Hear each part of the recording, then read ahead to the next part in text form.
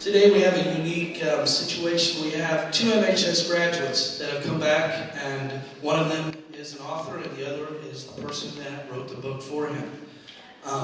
Paige DeRocher wrote her first book with crayons and construction paper at the age of 80. Since that time, she attended St. Gregory's School in Marysville, graduated from MHS, and earned a bachelor's degree in English and creative writing at the University of Kansas. After traveling the world and living in several interesting places, including a Covenant and an airport, Paige found a great gig as an editor at Hallmark Cards, married a Cornhusker, and had 3 energetic, creative children. They live in Flower Mound, Texas, where Paige still works for Hallmark, writes books, and learns something new from her kids every day. Paige's favorite thing ever is to encourage others with her writing and help them discover just how loved they are. She adores coffee, books, thunderstorms, small towns, and cherishes the love she has for her 2 wonderful parents in Jesus. She dreams of moving back to Marysville one day. Let's give Paige a big bulldog welcome.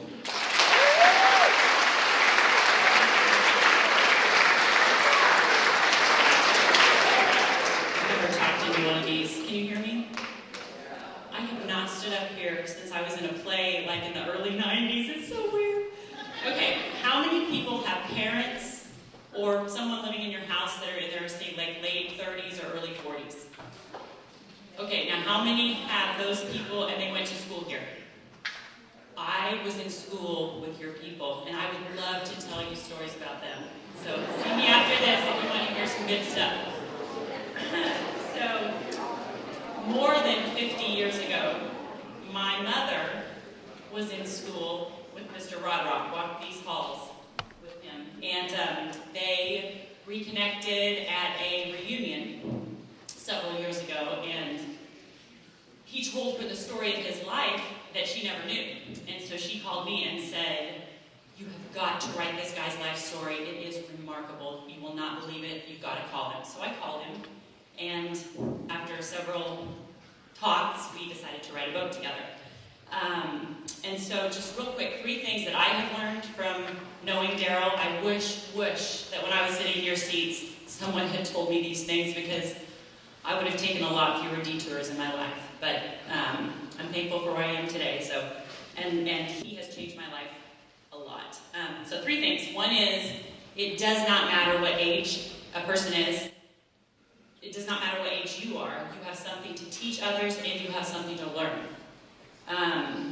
Success is so much more than money. Why did no one tell me this?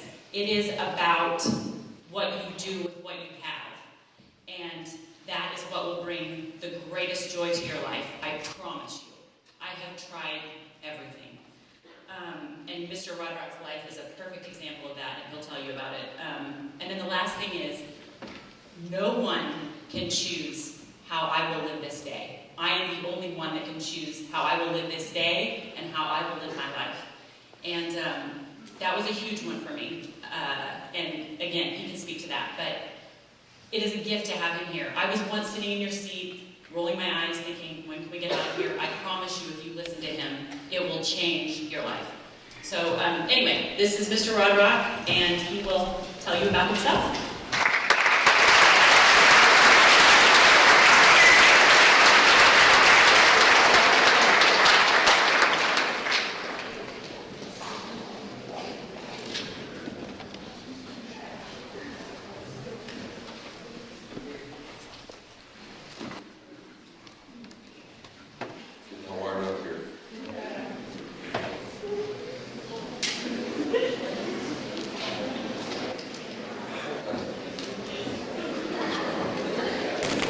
Good morning.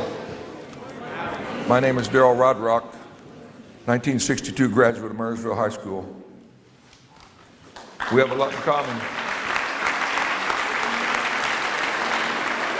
As I look out at this room, it brings back memories that, quite frankly, overwhelm me just a little bit. That you kids are sharing the same experience I had in this school. Same town, old rough brick streets, and black squirrels, football field that I played on, a different track but the same oval. We didn't have the all-weather tracks like you kids do, that we had cinders. But the experience of the teachers that you have today and what they did for my life back then, Miss Brom, all the different teachers that I had that influenced my life. Homer Hansen, I don't know if you kids have heard his name, his name's still around. But he had influence on me, and like the schools have an influence on you. And I was asked to come back today to share my story because it is somewhat of a different story, I think. It's a story that this town helped shape my life. And in the process of it, I've written a book, and it's called Out of the Shadow. I Can and I Will, and I'm going to talk about that a little bit today and why I was asked to come back. I was raised in an orphanage in Winfield, Kansas. We went in when I was 7. The state took us away from our mother, put us in an orphanage for a year and a half, and then for some reason sent us back to the orphanage. I never knew why. So I went back when I was 8 and a half and was taken out of the orphanage again when I was 10, about 11. And I was home the second time with my mother, who beat me to blood over 100 times, angry, alcoholic. Ended up being married 7 times. I didn't know all my stepdads, and my dad was married 7 times. Spent time in prison. My brother was in prison, and his son is in prison today, who I've tried to get out and I can't. When I was home the second time, my mother sent me away to some people that ran an ad in the paper and said, we want a boy to go to Arkansas and work on a farm. So we drove to Evening Shade, Arkansas. Actually, we drove to Mulvane and then there. I walked to the door. We found the address. I walked to the door, and a man came to the door and I said to him, are you the folks looking for someone to go to Arkansas? He says, come on, little boy. And I'm 11, if you have a brother or sister that age. And I remember the feeling of desperation, like my mother, who I didn't love because she beat me, but I was walking into a door with people I'd never met. And I looked around to say goodbye to my mother, and she was driving away. Like, wait a minute. Say goodbye to me. I don't know where I'm going. I spent a year there with them. I called them Aunt Mary and Uncle Roy. It was a violent time for a child. We shot marbles then, and we could swap marbles and pick up money, and I found out a bus ticket cost $2.79. And my mother had sent a letter from Coffeyville, Kansas with a postmark, so I saw Coffeyville. I don't know where Coffeyville is. I don't even know where Evening Shade, Arkansas is, but I lived there a year. So I saved enough money and ran away to Evening Shade, Coffeyville to find my mother. And when I got there, she said, what are you doing here? And those weren't the words she used. And she told me to get out and never come back to her home again. So I ran off. I was homeless 90 days when I was 12.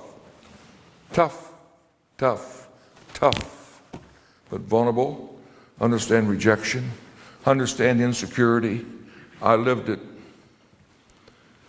By the way, I found foster parents that saved me, Levon and Ray Robinson, a gift to my life. A gift to my life. Another gift to my life was when I was in the orphanage the second time. It was a Lutheran church, Lutheran school, Lutheran home. And the minister said one day, as we sat on the front row, because all the orphan kids already sat on the front row, he said, Jesus loves you, like that. Like, wow. So I went home to my housekeeper and I said, who's this dude named Jesus? I want to meet him. I never heard of Jesus, never heard of love. Who is this dude? I want to meet him. And she said, well, you can't meet him, he's dead.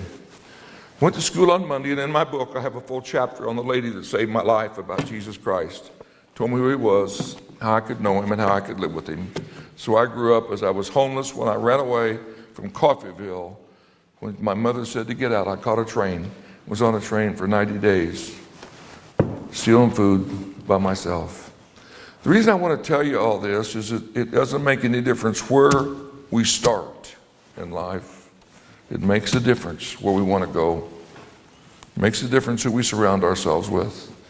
My foster parents bought the Dairy Queen in Marysville, Kansas. They were going to Marion, Kansas, and for some reason they came here. I don't have any idea. The Dairy Queen is out on 36 Highway, used to be where the bank savings and loan or something is now. I came to Marysville, Kansas, January the 20th of 1960. By the way, I hated it because at Garnett, where I lived, I'd lettered in football as a freshman. I'd lettered in track as a freshman. I started as a sophomore in football, and I finally was finding a home through all this movement. Of all this insecurity, I found a home in Garnett, Kansas. So now I moved to Marysville. Cold, 20 inches of snow on the ground that winter. We had to shovel snows through the park over there so we could run. It was a miserable, miserable time. And I went to a Lutheran children, MYF, Methodist Lutheran church community event, and I walked in, and a young lady walked up to me, and I want you to stand, dear. Lois, I want you to turn around.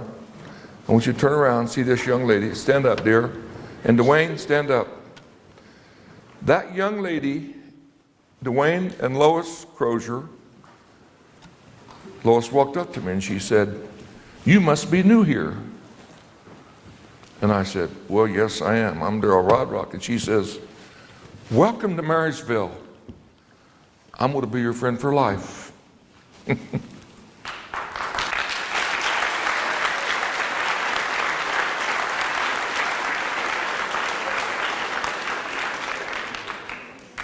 Fellow students at Marysville, they have been friends for life and still are today. That's the gift that this town gave me, and I want you to know that. This town took me in from a child that had been abandoned, from a child that had been kicked out, from a child that nobody wanted, my mother or my dad. And this town took me in and said, "We accept you, you're our friend." And the townspeople, the students, Ron and Fran, step up here so they can see you. Come here. Come up here.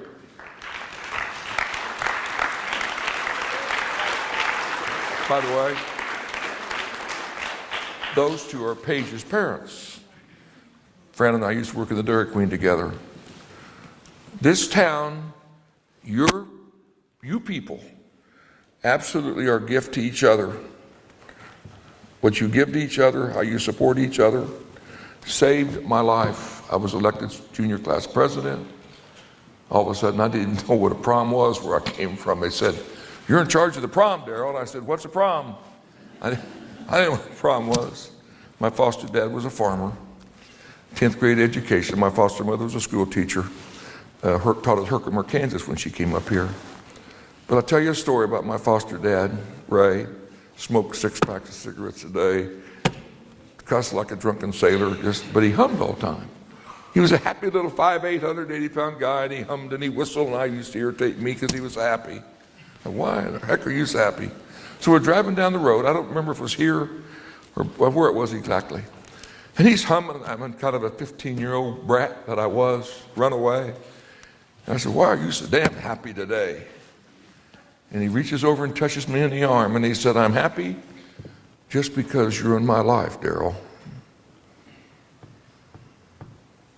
Just because you're here, young man. My world is full of love for you. Changed my life. They brought me to this town and added so much heart and so much value. What this town has done for me, I will never forget. I felt accepted. I felt loved from the kind of people that you are in this town, that can share and give and lift each other up and support. It's a beautiful town filled with beautiful people. I've started the foundation for foster kids now. I want you to know that. My life commitment is to help kids who need help. Aging out is when you're 18 and the foster parents no longer get money. They don't get money to take care of the kids, so they ask them to leave. Maybe some of you know kids in that situation. So I have a foundation, Darol Rodrock Foundation. It's going to spend the rest of my life trying to make sure that the other little Darols of the world get a chance and get to meet people like you and have a safe place, so girls have a safe place to sleep. My sister ran off at 13 from the orphanage and got married at 14. So it's a real deal. It's a real deal to me that kids are protected and have a safe place to live. My business has been very successful. I'm a residential developer in Johnson County. We've done 87 communities, have 35,000 people live in our communities tonight. So God has blessed me through this transition in Marysville, into my KU days, where I graduated in KU, and into my business. Now I want to give the rest of my life in helping children. And I want to share with you some thoughts that I've developed through my life. Some thoughts that help me overcome where we start. How many in your life have ever felt like you failed at something? Has anybody ever felt that way? By the way, I want those words out of your thought. I don't believe in failure. I've never failed at anything in my life. Would you listen to this, please? I have never failed at anything in my life. Failure is a short-term interruption. Failure is a short-term interruption because my folks told me I was a failure, I was no good. And God made me realize I didn't fail, I made the wrong decision, I didn't pass the test. Get back up off your fanny, walk that path and live the life that God has planned for you. You can't not fail. If you learn from the experience, you apply what you learn, and you keep yourself going forward. History book. I'm going to share some of my thoughts that helped me. A history book. By the way, there's American history, Kansas history, world history, and there's a Darol Rodrock history book. Just like this book is now written. Each of you have a history book, and I tell people you can't read every page of my history book. I've got some nights that I wish weren't in my history book. I got some days of some things that I shouldn't have done. But the beautiful thing about my history book is we get to turn the page. You get to turn the page and say, I'm going to write a new page today. What am I going to write about Darol Rodrock? So when I lay down my last day, I look at my history book and I say, I'm proud. I'm proud of my life. And guess what? I can't write your history book, can I? I can't put in the pages of your history book or your history book. Only you get to say what happens to your life. Only you get to make the personal decision about what you want out of life and who you want to be. No one can do that except me. The personal responsibility of making decisions of what you want to say in your history book about your life, as you can say, I'm proud of the life that God gave me. I did the best I could, and every day of my life I got up and I wrote down at the end of the day, I did my best. I served the Lord and I served others. Short-term decisions with long-term effects. Let's go get drunk. Let's use drugs. Let's get in trouble. Let's not study. The short-term decision of that moment and how it affects you long-term, for some reason I picked up early. I knew that if I made a decision that was wrong, it could affect me the rest of my life. It could affect me getting a job. It could affect me being a school teacher. It could affect me borrowing money, whatever it is. So I challenge myself that when I make a decision, what you do with your life is a personal decision about what you want it to be. Friendship. I talked about friendship a little bit. I want you kids to understand this because helping each other and sharing each other's lives as a community in a school, as a community in church, as a community in your community of Marysville. Let me explain this to you. The Homo sapiens in biology is an animal at the top of the animal kingdom. You know, there's bamboos, chimpanzees, all the way down. By the way, hyenas don't run in packs because they're buddies. They run in packs because it's easier to kill and survive. The Homo sapiens is an animal that will kill their babies, kill you, rob, hurt somebody, just like other animals. To have a friend, and for me to say, you are my friend, dear, is a spiritual gift from God. For someone to say, I love you, is not of the body, it's of the spirit. I had a birthday party, my 70th birthday party, and we invited a few close friends. We had 2,260 people at my birthday party. I was disappointed in the turnout. I really thought I had more friends than that. We had 2,260 people. Because when I get a friend and you look at me and say, I'm your friend, or Paige is my friend, or Lois, my friends, it is a spiritual gift that you never lose. By the way, I can get more money. I can go fishing more. But to have a friend is something to keep for life. And you must always support those around you for friendship. I have friends today that are 20. I have friends today who are 90. I have friends who are ditch diggers. I have friends who are billionaires. I have friends who are bankers. I have friends who are teachers. I have friends who are coaches. I have friends who are carpenters. It makes no difference what you do. It's who you are as a person and how you support those around you. It's so easy to think because I have money or I'm somebody or whatever that I'm different than somebody else. By the way, we all need help. We all need support.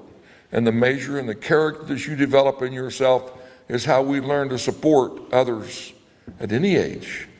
Encourage others at any age to help them be the best they can be. Friendship isn't just my class. Friendship just isn't my money. Friendship spreads across the gamut of anybody that you can give your life support to help be all they can be. And the gift of giving and the gift of sharing and building friendship is the greatest gift you'll ever have. So when you get the gift of a spiritual gift, don't lose it. Don't trespass on it. Be all you can be. By the way, I can't jump as high as LeBron James. Matter of fact, I can't jump anymore at all. But I can be the best person I can be. I was valedictorian in my 8th grade class, by the way. There was only one member in the class. That's a true story. It was a one-room school. My foster mother was a teacher, so I've always bragged about, once in my life I was valedictorian because I wasn't a good student, the best student. I was in 11 schools before the 7th grade, moved in 4 or 5 different states, so I never learned to spell very well. I'm smart, but I'm not intellectual. But I knew that I could be the best that I could be. The challenge is not to run against the fastest if I can't beat them and be disappointed. The challenge is that I push myself, that you study harder than the next person, that you be willing to give yourself to say, I'll be the best I can be. Because sometimes when I don't win of sort, I feel disappointed in myself. That's not the objective. The objective is to challenge yourself to be the best you can be and not be afraid of failure, because you're not going to fail. It's an interruption. So I've talked myself into principles that help me keep going. Keep going. Keep going, no matter what difficulty I face in life. Grit and determination is something that I have, and I will overcome things. I ask people, if I ask you to go on a trip with me, let's go on a trip. What's the first question someone asks me? Where are we going? Let's go fishing. We pack our fishing poles, don't we? Let's go hunting. We pack our shotguns. We take our skis if we're going skiing. And I learned in my life, if I am going on a trip of life, the Darol Rodrock trip of life, where am I going? What do I want out of life? Pack your suitcase. Prepare yourself. Do the due diligence if you want to be a teacher, a counselor, a nurse, a doctor, whatever it is you want to be. You have to find out and put in your suitcase, put in your life energy, what it is you want to be, what it is you want to make the best out of your life. And this is what I've decided along the way, is that I can be what I wanted to be, and that was a school teacher. I wanted to be a coach. For 11 years, we won multiple state championships in wrestling and football, and then went in the real estate business. But sometimes we don't think about our challenge of what we want to be. We don't think about what it's going to take to get there. The last thing I want to say is I want to challenge each of you, as it has been me, to discover the power within you. We have a power given to us by God that most of us don't even know about, that I'm still learning. By the way, I'm the age of your grandparents, and I'm still learning about Darol. I'm still learning about what it takes to be a better human being and to give service and help support others of less than I have. And it's a challenge to discover what it is you have in you that can give you that power to be more of what you want to be. And it's a personal challenge by our own self. It isn't something that comes naturally unless we're aware of it, unless we make our personal decisions, to discover the power that exists within each of you to be all you can be. By the way, I tell people I never intend to be a motivational speaker. I was not a motivational coach. Because if I have to motivate you to run faster, jump higher, practice harder, study more, who's going to motivate you tomorrow? When I'm not there, who's going to motivate you to be the kind of person you really want to be? What I've done to myself, and I challenge each of you, is to inspire yourself. So nobody has to say, study. Nobody has to say, get out of bed and go to work. Nobody has to motivate you. You inspire yourself to be the best you can be. And that's inspiration. Comes from God. I can and I will, and we'll go down little plaques when you leave. Is one thing I've used all of my life is to say, I can is the body, but I will myself to be what I want to be. It's a power that's been given to us by God. It exists every day. And we call on that. There is nothing that can stop each of us from fulfilling the life that we want to live. The success that we want to have is I can and I will. Paige, I want to thank you for writing this book. Paige taped me for hours and hours and hours and rewrote the story. I've been asked, how did I come from the orphanage of foster homes to become a successful businessman? So I wrote it down as best as I could. And some of the points that I talked about here today are in this book and a story about my life. And Paige took her time, took a personal commitment to make it my words.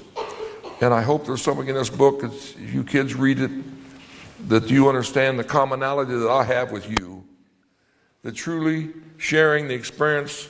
And I can remember the moment I got my high school diploma from the president of the school board on this stage. I've got a picture of it in the book.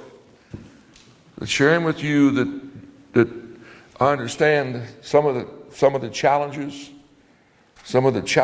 of where you're going to be, who you want to be, how do we get there? But you've been given the gift of a town that cares, a town that's loving, teachers and administrators that care about your welfare and who you want to be.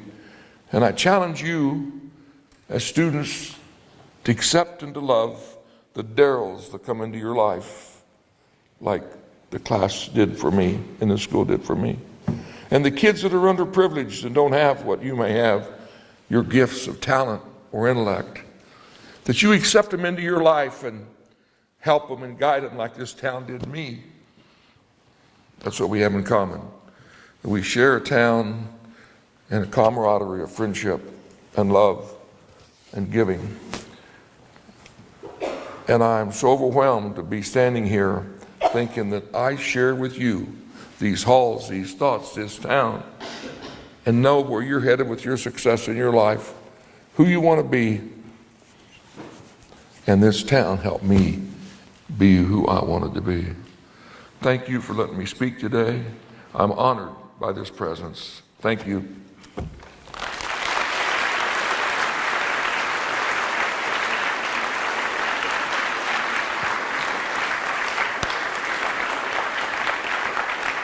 When you were here at Marysville, what sports did you compete in? Football, basketball, and track. All three of them. We weren't real good in basketball that year, my senior year, but I started my junior year and senior year in football and then ran track with Coach Holtz. Don Holtz was the coach. He was second in the state and ran a 158 half, which back in '62 was a pretty good time. And we had a state relay champion with Dwayne Crozier and different people that were younger. So I just loved it here. It was a great school for me. You said the track was a little different when you went to school here. It was cinders and dirt, and you'd slip, and when it rained, it was almost mud. But this track today, they say there's about a 2-second different time in a half mile. So, you know, it even in 1962, 58 was a fast time. You know, so I've always been proud to be part of this team and part of this school. That's neat. So what are some memories that you have of walking the halls when you came back today? And well, lots of memories. You know, some are good. I think the last fight I was in was at Marysville High School with a guy named Tom, and I got whipped, by the way, so that's the last time I ever fought again. But I just remember different people, as Paul Clover and Carol Clover, and when I came here, Darrell Petch was at All-American Nebraska. and he supported me. I was a terrible basketball player. I could jump like a kangaroo, but I wasn't a good shot. But he and Tom Talbot were seniors and encouraged me, come on out, give it a try, stay with it. And John Schmidt was then playing quarterback at Harlem Burkhead, and they all just encouraged me to be part of, not knowing anything about my past. When I was 15, I'd run away from my foster parents. When I'm 16, I'm at Marysville. When I'm 17, I'm junior class president. It just went so fast, you know, and I just appreciate what the memories I have are just all of people that cared and encouraged me. And I hope today I got that message across these kids. Normally I don't tell my story first, but I wanted them to know what I'd gone through and that this people in this town had lifted me up and could have easily sent me another direction. Had they not supported me and cared for me and made me feel part of them, I easily could have went the wrong trip. And that's why I wanted them to feel, as a community, as a school of people, not the money we have, not anything other than just people. And I've always tried to live that kind of life. You know, it's not what we are in life, it's who we are.